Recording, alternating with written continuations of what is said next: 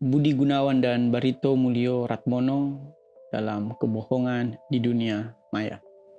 Baru-baru ini viral seorang hacker yang namanya Bjorka yang kemudian meretas data-data pribadi beberapa pejabat, mulai dari surat presiden hingga kepada kebocoran di beberapa kementerian dan lembaga negara dan oknum pejabat tertentu.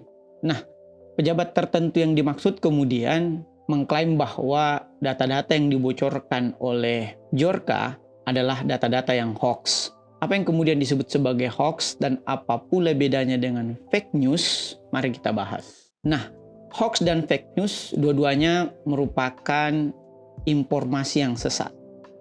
Jika hoax adalah informasi sesat yang mana setengahnya berita palsu dan setengahnya berita benar, sementara fake news informasi sesat yang murni sepenuhnya berita palsu atau berita bohong. Perbedaan lainnya antara hoax dan fake news atau berita palsu atau berita bohong adalah motifnya.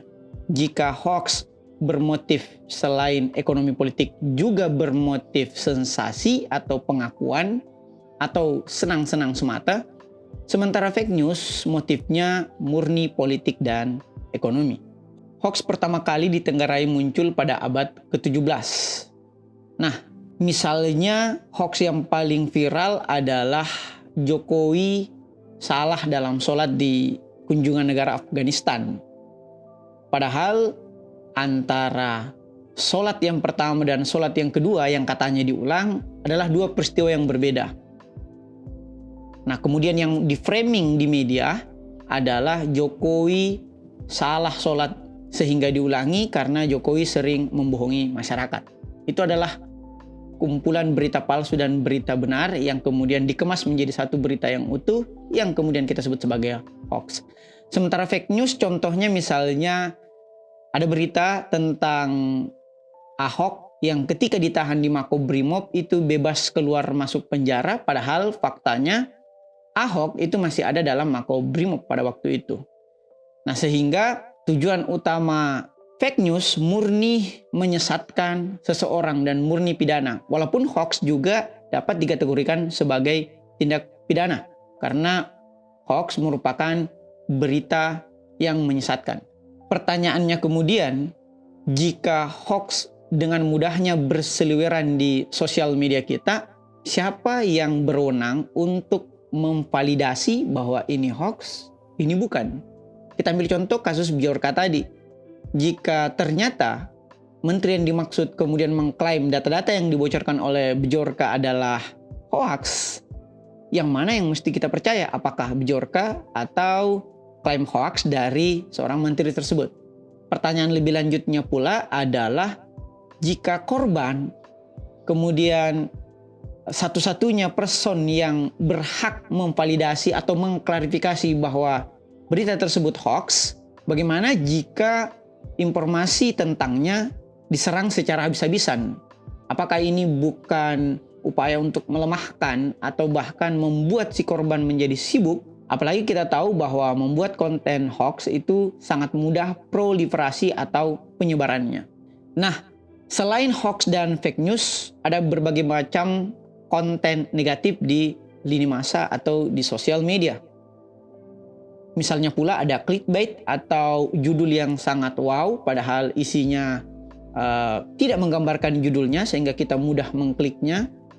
Ada pula hate speech atau ujaran kebencian, dan ada juga bullying atau perundungan, ini banyak di anak remaja, hingga pada flexing atau seolah-olah bergaya hidup mewah padahal bukan milik dari seseorang tersebut. Nah, mengapa kemudian konten-konten negatif ini, khususnya hoax dan fake news itu dengan mudah tersebar? Ada 4 faktor yang menyebabkan mudahnya penyebaran hoax dan fake news. Yang pertama adalah adanya buzzer. Buzzer ini motifnya motif ekonomi dan pengakuan sosial.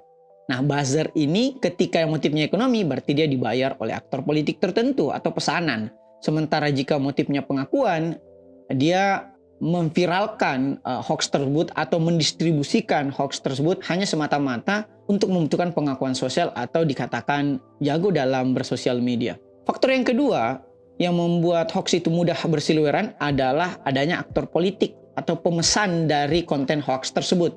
Nah, merekalah yang kemudian membayar para buzzer atau bahkan media-media tertentu seperti Seracen atau portal piungan yang kemudian menggiring opini untuk menyesatkan pemerintah atau pihak-pihak tertentu. Faktor ketiga, mengapa hoax dan fake news itu mudah berseliweran karena adanya platform media yang mana motifnya adalah ekonomi. Misalnya seperti Facebook, YouTube, Twitter, dan sebagainya. Dan faktor yang keempat adalah rendahnya tingkat literasi kita, sementara di saat yang bersamaan tingginya FOMO kita atau fear of missing out kita.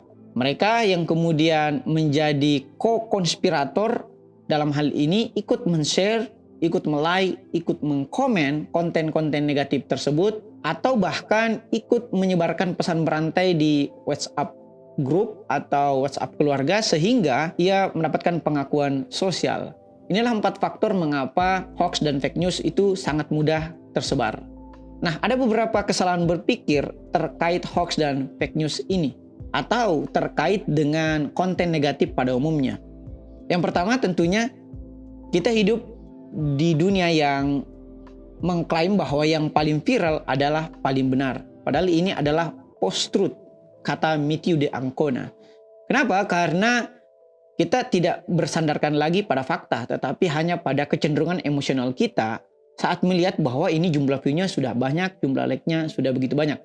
Padahal ini adalah kesalahan berpikir. Kesalahan berpikir lainnya mengenai konten-konten negatif di dunia maya adalah, wah dari dulu manusia itu suka bergosip, suka berita-berita buruk. Bahkan ada pameo yang berbunyi, berita buruk adalah berita baik. Dan sosial media atau platform hanyalah mengamplifikasi. Padahal kita dapat menerapkan logika sebaliknya bahwa kan ada fitur teknologi yang dapat digunakan untuk membarrier atau memfilter konten-konten negatif tersebut. Dan kesalahan berpikir yang lain adalah semua orang kemudian ikut berbondong-bondong untuk membuat konten-konten viral serupa, misalnya apa yang trending di YouTube, di Twitter, dan sebagainya, untuk semakin memviralisasi konten-konten sejenis yang dimaksud. Lihatlah misalnya di trending YouTube kita, trending Twitter kita, maka yang kita dapati adalah konten artis, konten flexing, konten lomba makan, dan sebagainya. Sedikit sekali ada konten positif, edukasi, tutorial, dan sebagainya yang kemudian muncul di permukaan. Nah, adapun saran dari buku ini, kita dapat bagi secara garis besar kepada 3 organ, misalnya organ pemerintahan, yang kedua organ bisnis atau pemilik platform media, dan yang ketiga organ masyarakat atau civil troops, baik itu berbentuk komunitas maupun individu. Nah, yang pertama untuk pemerintah dapat melakukan deteksi dini, dalam hal ini dilakukan oleh BIN, Badan Intelijen Negara, ataupun cybercrime di tubuh Polri. Pemerintah juga dapat meningkatkan literasi digital, misalnya dengan program cyber kreasi yang dilakukan Kominfo. Pemerintah juga dapat menindak bahkan pelaku-pelakunya atau mendenda platform media yang tidak menghapus konten-konten negatif mungkin 1 kali 24 jam seperti yang dilakukan Angela Merkel di pemerintahan Jerman. Nah, khusus untuk pemilik platform media, apalagi kita tahu seperti yang kata Marshall McLuhan, the medium is the message, atau media yang menjadi pesannya bukan hanya kontennya, sehingga media juga berperan besar dalam proliferasi hoax dan fake news ini. Sehingga platform media dapat menerapkan misalnya fitur untuk tidak mempublikasikan konten negatif, menerapkan fitur keberagaman konten agar echo chambers atau keseragaman berpikir itu menjadi semakin berkurang. Platform media juga dapat mungkin melakukan penghargaan pada Creator Awards, misalnya TikTok Awards, tetapi kan lebih banyak kepada konten-konten yang sifatnya hiburan. Platform media juga dapat menghapus konten, bahkan membanet akun yang menyebarkan konten negatif. Dan yang terakhir untuk masyarakat atau netizen bisa menerapkan cyber security, baik itu melalui perangkat digitalnya masing-masing, maupun pada peningkatan kapasitas berpikir atau critical thinking dan meningkatkan budaya baca. Sehingga saring sebelum sharing itu menjadi begitu penting. Terakhir, masyarakat atau netizen juga dapat melakukan kontra narasi, misalnya dengan melakukan uninstall, unfollow, dislike, melapor konten negatif, dan bisa pula membuat konten-konten kreatif dan edukatif, dan kemudian men-share konten tersebut agar yang viral adalah konten positif, bukannya konten negatif. Saya kira sekian, selamat berjuang memberantas kebohongan di dunia maya. Assalamualaikum warahmatullahi wabarakatuh.